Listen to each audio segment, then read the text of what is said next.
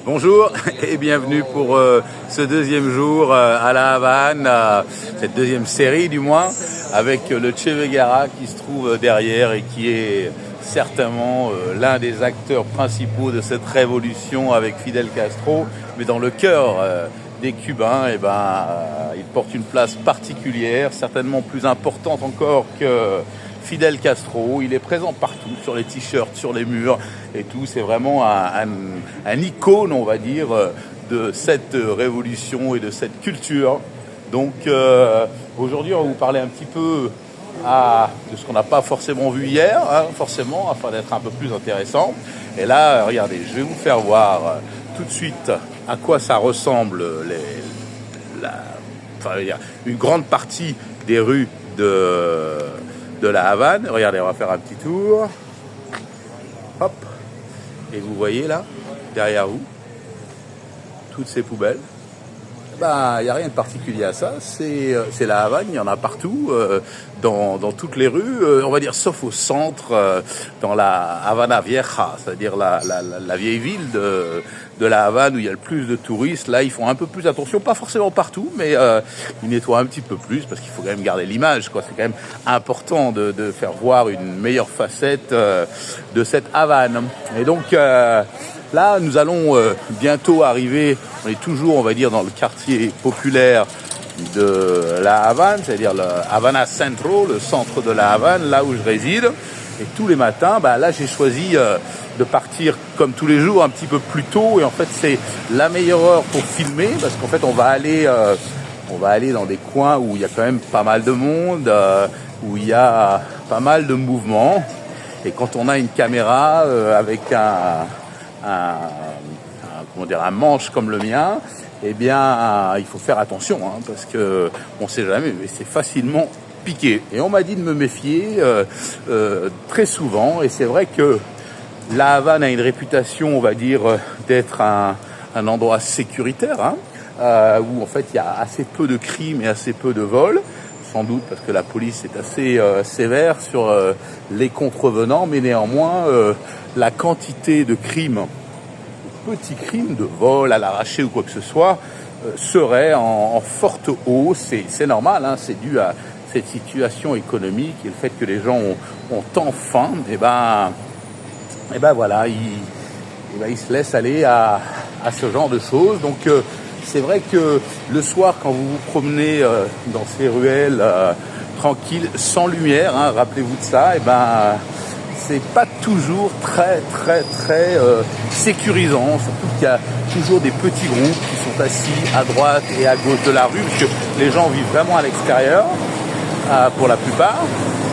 Et c'est vrai qu'on se pose des questions, est-ce qu'il pourrait m'arriver quelque chose? C'est pas très encourageant.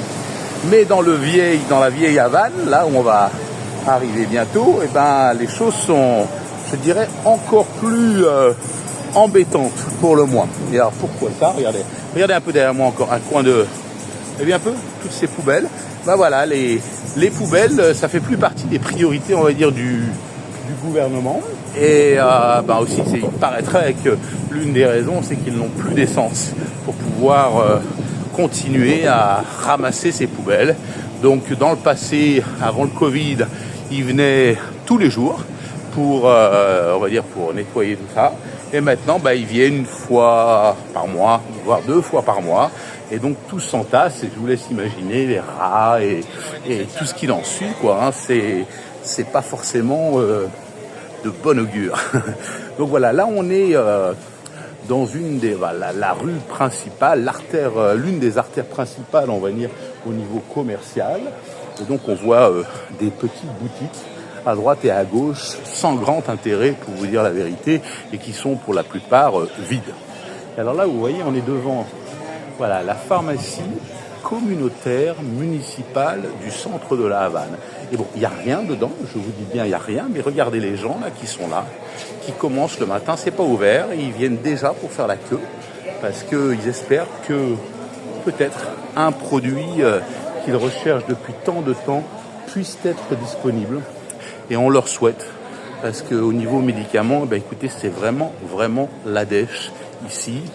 Et tout à l'heure, nous en trouverons une autre petite pharmacie qui sera ouverte, et moi je ferai un petit tour, afin de vous faire découvrir un petit peu à quel point les étals sont vides. Parce que faut le voir pour le croire, quoi, hein, c'est bien que je vous le dise, mais le mieux c'est que je vous le montre. Et donc voilà, et là on va arriver, on va dire, sur la grande place principale, celle qui fait briller la Havane avec des édifices superbes, qui datent d'un autre temps et qui ont été pour la plupart bien préservés et qui sont vraiment, on va dire, l'intérêt principal de la Havane, ce que les clichés nous rapportent avec ses vieilles voitures, avec tout son style, son élégance, des statues à tout va. Alors d'ailleurs, je vais vous en montrer une, je la trouve assez extraordinaire. Ils en ont quelques-unes, au niveau artistique, ils ont quelques trucs assez sympas. Alors celle-ci, c'est vraiment une exemplification, on va dire, de l'amour, si on peut dire. Et ces deux êtres qui s'embrassent, un homme qui porte une femme au bout de ses bras, et elle est sacrément solide, la bonne femme. Alors regardez, je vous montre un petit peu ça. Hop, hop, hop, hop. Voilà, ça c'est la statue, donc il la porte au bout des bras. Je vous laisse imaginer le poids que ça peut faire. Le mec, il est carrément fort et carrément solide. Et là. Donc de ce côté-là, on a une meilleure image, on n'a pas la lumière en contrebas, donc là on va le voir, voilà. C'est quand même, donc là il la porte au bout des bras. Et bon, quand on le regarde du côté de derrière, ça peut paraître un petit peu, on va dire, assez sexuel quand même. Enfin, voilà. Donc, et là, vous avez ce grand hôtel qu'on ne peut pas vraiment bien voir, parce qu'il faut un peu de recul pour voir ça. Mais voilà. Et sur la droite là-bas, vous voyez une rangée de vieilles voitures, ces fameuses Buick et Chevrolet américaines qui datent du siècle dernier, des années 40, avant la fin de l'époque de Batista. Et donc voilà, vous avez commencé à apercevoir, vous allez voir derrière moi certains des buildings qui vraiment sont exceptionnels, une architecture espagnole très recherchée, avec beaucoup d'éléments splendides. Regardez ça. Voilà, attendez, on va changer un peu la fonction pour qu'on puisse voir ça.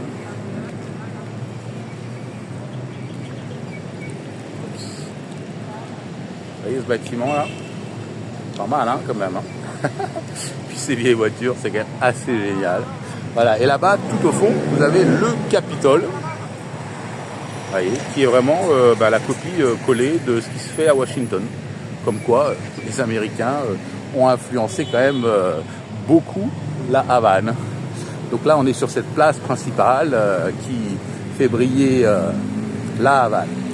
Et donc, on vous parlait un petit peu des difficultés qu'il y avait, et on s'étendra sur ça bientôt dans un autre épisode. Ce que je voulais vous dire, c'est quand vous trimballez aujourd'hui dans le centre de la Havane, qui va sans doute être l'un des points d'intérêt les plus importants de votre voyage, bien que, je dirais, cet après-midi, j'irai ailleurs pour voir un petit peu, eh ben, ne vous laissez pas prendre au piège, comme j'ai pu le faire, en essayant de sympathiser avec des Cubains certes très malins, très fins, très gentils, très serviables, mais qui sont, je dirais pour la plupart ou pour tous, intéressés, c'est normal, et qui vont tout faire pour essayer de vous prendre de l'argent, et de façon subtile, en vous proposant d'aller manger dans tel restaurant, car il est bon, et c'est peut-être vrai, en vous proposant aussi